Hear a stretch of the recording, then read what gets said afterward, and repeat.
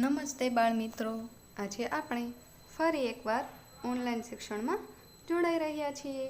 ત્યારે આપણે સૌપ્રથમ થોડું પુનરાવર્તન કરવાનું છે. તો બાળમિત્રો, હવે આપણે ત્રીજા ધોરણમાં આવી ગયા છીએ.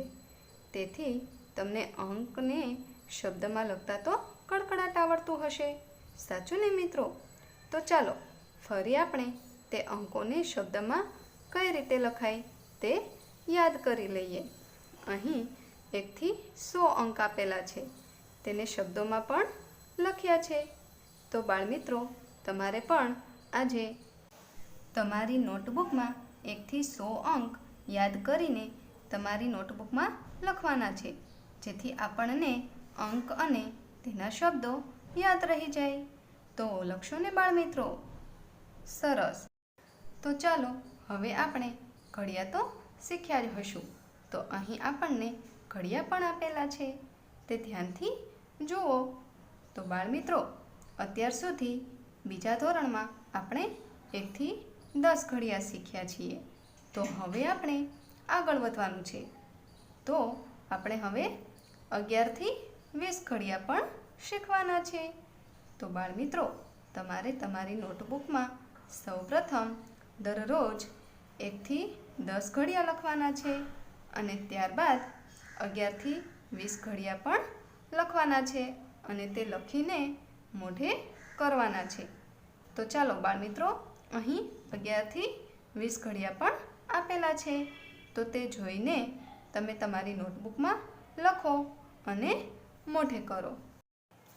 ચાલો હવે તમને કેટલાક ચિત્રો દેખાય છે, તો તમે જોઈને કહો કે આ શાના ચિત્રો છે? ઓળખી ગયા ને? આ ચિત્રોમાં જુદા જુદા આકારો દેખાય છે, જેવા કે ગોળ, ચોરસ, ત્રિકોણ, ષષ્ટકોણ, લંબગોળ વગેરે જેવા ચિત્રો અહીં દેખાય છે. તો બાળમિત્રો, આ આકારો તો આપણે બીજા ધોરણમાં પણ જોયા હતા. તો આવા બીજા જુદા જુદા આકારોની ઓળખ આપણે હવે આગળ કરવાની છે. તેથી અહીં જે આકારો આપ્યા છે તે તમારે તમારી નોટબુકમાં પેન્સિલની મદદથી દોરવાના છે અને ત્યારબાદ તેમાં રંગ પણ પૂરવાના છે. તો બાળમિત્રો, તમને બધાને રંગ પૂરવા તો ખૂબ જ ગમે છે. તેથી તમારી નોટબુકમાં આવા જુદા જુદા આકારો દોરશો અને તેમાં જુદા જુદા રંગ પણ પૂરશો, જેથી તમને આકારોની ઓળખ થાય અને સાથે સાથે રંગની પણ ઓળખ થાય. તો તમને રંગ પૂરવા તો ખૂબ જ ગમે છે, તેથી તમને આકારોમાં રંગ પૂરવાની પણ મજા આવશે. તો બાળમિત્રો, આ તો હતી પ્રાથમિક માહિતી. હવે આપણે આવતા વિડીયોમાં આપણા અભ્યાસક્રમમાં આગળ વધીશું. તો અહીં આપણે પ્રથમ સત્રનો અભ્યાસક્રમ પણ આપેલો છે, જેમાં 1 થી 14 પ્રકરણ આપણે પ્રથમ સત્રમાં ભણવાના છે.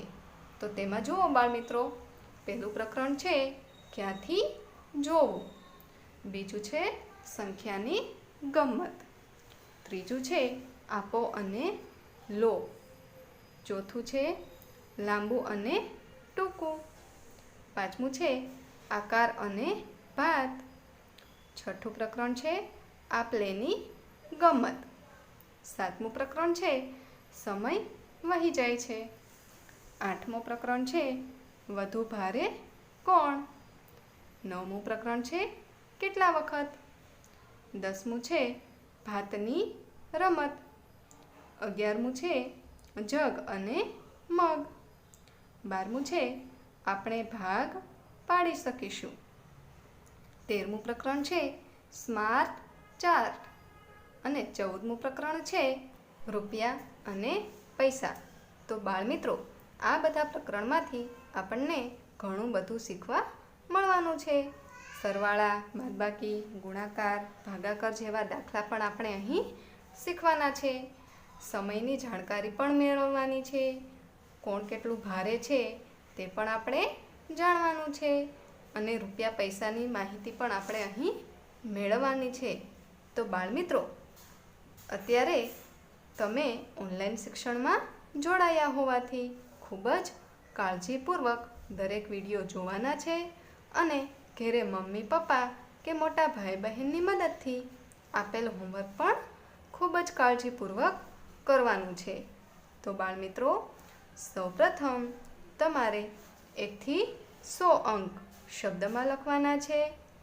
ત્યારબાદ 1 થી 10 ઘડિયા પણ લખવાના છે અને સાથે સાથે 11 થી 20 ઘડિયા લખીને મોઢે કરવાના છે. અને ત્યારબાદ અહીં જે આકારો આપેલા છે તે તમારે તમારી નોટબુકમાં પેન્સિલની મદદથી દોરી અને જુદા જુદા રંગ પણ પૂરવાના છે. તો આટલું હોમવર્ક તમારે કરવાનું રહેશે. તો બાળમિત્રો, હવે આપણે આગળનો અભ્યાસક્રમ ભણવા માટે મળશું આવતા વિડીયોમાં. ત્યાં સુધી આવજો.